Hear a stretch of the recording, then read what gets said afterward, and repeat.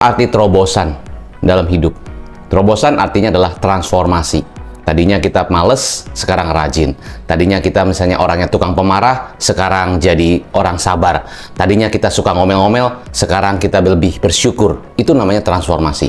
Nah, bagaimana caranya kita bisa bertransformasi diri? Itu lebih penting daripada kita mau mengejar kekayaan, segala macam yang indah-indah, menarik-menarik. Bukan hanya itu. Tapi fokus kita bagaimana kita bisa edit value.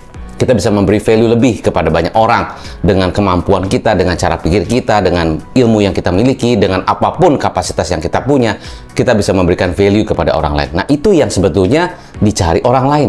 Nah, jadi banyak orang tanya sama saya, Coach, saya jualan itu susah. Nggak bisa jualan ini, nggak bisa jualan itu. Harganya, customer-nya mungkin tanya-tanya sini, tanya situ, tidak ada keputusan, susah closing. Kenapa? Because they don't see your value. Mereka tidak melihat value Anda. Mereka tidak melihat apakah Anda memberikan satu value lebih. Ilmu, kapasitas, bantuan, pelayanan, itu yang disebut dengan value. Kadang-kadang, value yang bisa diberikan mungkin sesimpel hanya kata-kata tertentu, atau hanya satu tips tertentu, atau hanya satu gambar tertentu, yang kita pada saat kita share kepada customer kita, mereka langsung, oh benar juga, ini menjadi satu value buat mereka. Mungkin hanya cuma quote kecil. Misalnya, quote kecilnya misalnya gini, jangan hanya fokus melihat sebuah hal yang indah-indah, tapi tidak teliti dulu. Itu cuma satu perkataan begitu. Itu buat orang satu value. Itu value. Ya. Yang kedua, memperbesar gelas. Jadi kalau kita gelasnya seperti ini, ya, berapapun banyaknya kita isi konten, nanti lama-lama bisa kemana-mana. Ya. Nah, kalau kita isinya ini udah penuh, ya, ini gimana cara mengisi yang baru? Oke, berarti masih mengkosongkan gelas. Ya, mesti pikiran kita fokus, ya. Mengkosongkan bukan artinya kosong, benar-benar kosong gitu ya. Tapi kosong adalah kita fokuskan. Apa yang harusnya kita fokuskan.